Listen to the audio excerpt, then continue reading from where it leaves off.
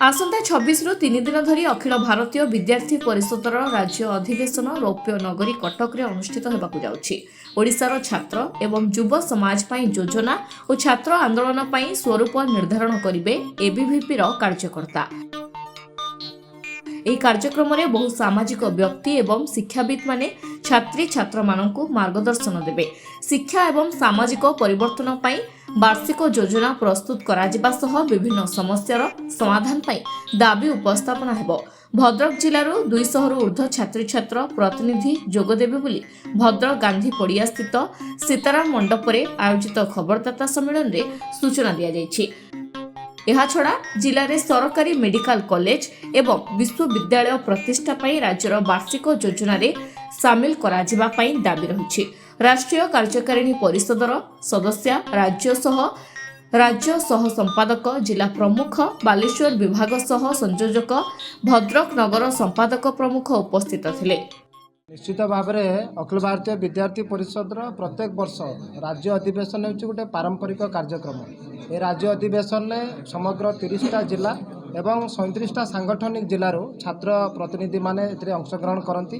भद्रक जिलूर जो छात्र प्रतिनिधि माने आसंता डिसेम्बर 26, 27, 28 कटक रे अनुष्ठित होता 49तम राज्य अधिवेशन में सामिल हेबे से उद्देश्य साम्बादिक सम्मेलन आयोजन करा जायतिला। आपण माने समस्ते जानिचंती सांप्रतिक ओडिशार परिस्थिति जहाँ वर्तमान जो अवस्था दे गति करुच्ची भद्रक गोटे गुरुत्वपूर्ण भूमिका बहन करुच्ची। भद्रक रे नाही नाही रे भद्रक चलीछि।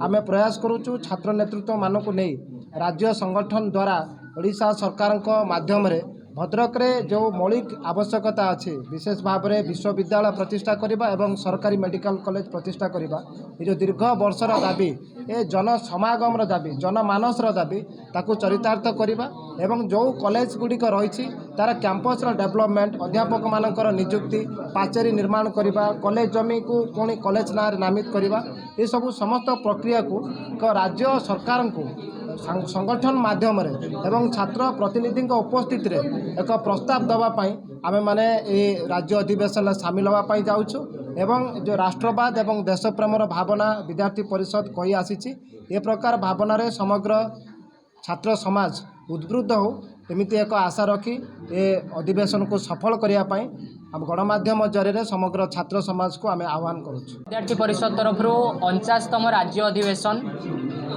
1000 वर्ष तलर सहर ऐतिह्यर सहर रौप्यनगरी कटक रे डिसेम्बर 26, 27, 28 3 दिन धरिकी हेबाकु जाउछि। तो से बाबद रे आज सांबादिक सम्मेलन थिला अखिल भारतीय विद्यार्थी परिषद भद्रक जिला तरफ एवं ये राज्य अधिवेशन रे भद्रक प्रतिटी नगर एवं प्रतिटी कैंपस रे पाठ पढ़ुवा शताधिक छात्र छात्री माने राज्य अधिवेशन रे विद्यार्थी परिषद तरफ प्रतिनिधित्व करने को जाउछंती। एवं जेमिति कि मु कहिली यही राज्य अधिवेशन भव्य एवं दिव्य आकार रे कटक रे होबाकु जाउछि। आगामी वर्ष निमंते विद्यार्थी परिषद कार्यपंथा कौन रहिबो विद्यार्थी परिषद आगामी योजना ता सहित सांप्रतिक स्थिति रे ओडिशा रे देखा देइथिबा शिक्षा स्थिति एवं विभिन्न सामाजिक स्थिति को नहीं एक दायित्ववान छात्र संगठन भाव में मध्य विद्यार्थी परिषद विभिन्न प्रस्ताव आनिबाकु जाउछि। आ सेही प्रस्ताव को नहीं विद्यार्थी परिषद आगामी 1 वर्ष धरी कॉलेज कैंपस रे एवं समाज रे निजर कार्य बजाय करिबा एवं कार्य जाहिर करिबो। से बाबद रे आज सांबादिक सम्मेलन थिला एवं जदि भद्रक रे मध्य कथा कहबा जे भद्रक रे जो पाठ पढ़ुवा प्रतिटी छात्र छात्री जहाँ को स्वर मध्य रही भद्रक विभिन्न शैक्षिक समस्या को नहीं से बाबद में भद्रक प्रतिनिधित्व करुवा शताधिक छात्र छात्री राज्य अधिवेशन ले जो लघु ओडिशा सहित ओडिशा आसुवा प्रत्येक कोण अनुकोण छात्र छात्री मान सहित स्वर उत्तोलन करेंगे और रौप्य नगरी कटक रे विद्यार्थी परिषद 49तम राज्य अधिवेशन रे बृहत लघु ओडिशा दर्शन होगा जाउछि जार प्रतिनिधित्व आम समस्ते करने को जाऊे। 1949 मसीह आज पर्यंत जो लक्ष्य और विचारधारा को नहीं विद्यार्थी परिषद आगू बढ़ी से लक्ष्य और विचारधारा को नहीं आगामी समय रे विद्यार्थी परिषद कार्यपंथा कौन रहिबो ताहा मध्य सबुर निष्पत्ति नियाजिबो।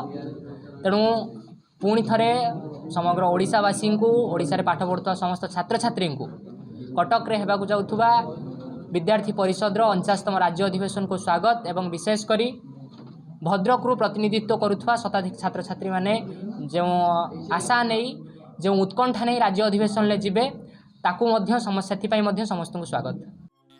ଭଦ୍ରକରୁ ସନାତନ ରାଉତଙ୍କ ରିପୋର୍ଟ ଧରିତ୍ରୀ ଲାଇଭ୍।